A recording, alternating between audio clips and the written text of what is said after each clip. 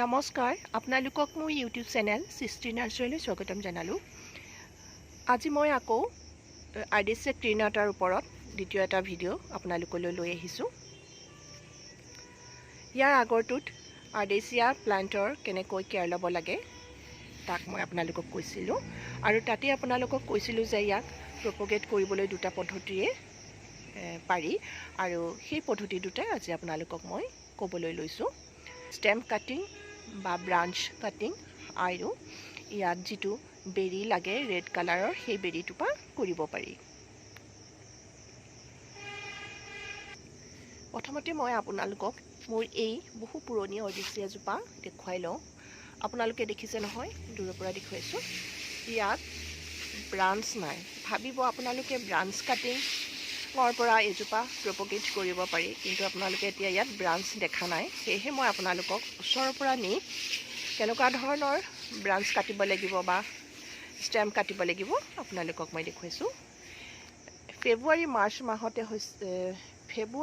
মাহত ইয়াৰ পৰা কাটিং কৰি প্ৰপগেট কৰিব পাৰি, আৰু এনেকুৱা ধৰণৰ নতুন নতুন ষ্টেম ওলাই ইয়াৰ পৰা এতিয়া ওলাই আছে।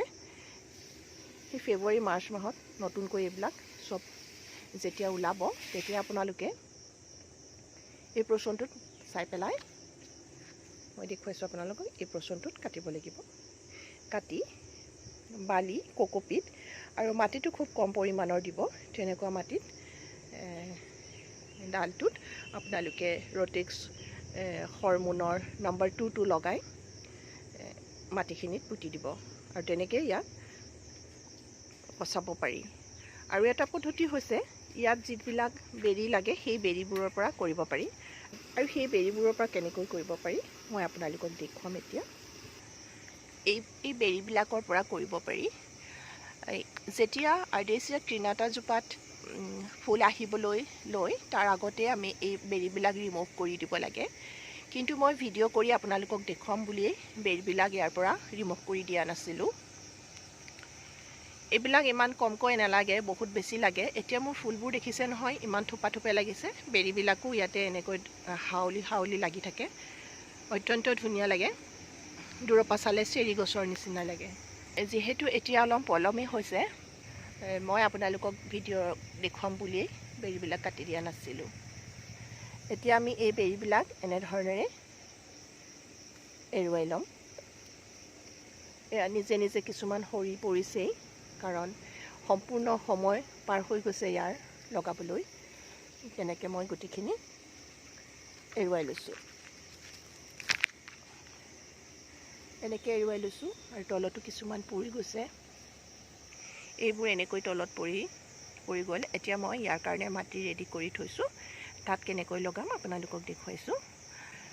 মাৰ্চ মাহত এই বেৰিবিলাক গছজোপাৰ পৰা ৰিমুভ কৰি দিব লাগে, কাৰণ মাৰ্চ মাহত গছজোপা পুনৰ ফুলিবলৈ আৰম্ভ কৰে। ইয়াতে দুটামান নিজে পৰি পুলি ওলাই আছে। এইকেইটা, এইটো এটা পুলি দেখিছে, এইটো এটা পুলি নিজে ওলালে ইয়াৰ পৰা। এইটো আৰু এটা আছে, এইফালে আৰু এটা আছে। এইটো দুটা পুলি মই এতিয়ালৈকে ইয়াত দেখিছোঁ, তেনেকৈ নিজে পৰিও হয়। এইবিলাক আচলতে ছাউথ ইষ্ট এছিয়াত একেবাৰে হাবিৰ দৰে ভৰপূৰ গুটি পৰি পৰি নিজে হৈ থাকে।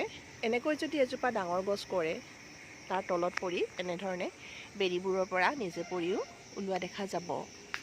আৰু এতিয়া এই বেৰিখিনিক মই জাৰ্মিনেশ্যন কেনেকৈ কৰিব লাগে আপোনালোকক দেখুৱাম। এইখিনি মোৰ মাটি, ইয়াতে কোকোপিট, বালি, কেঁচুসাৰ, মাটি কম আছে, আৰু কাঠৰ গুড়া অলপমান দি লৈছোঁ, কাৰণ মাটিটো এয়াৰ ওলোৱা সোমোৱা কৰিবলৈ সুবিধা পাব। আৰু এতিয়া বেৰিবিলাক এনেধৰণেৰে ইয়াত দি দিম, এনেকৈ দি দিম চবতে।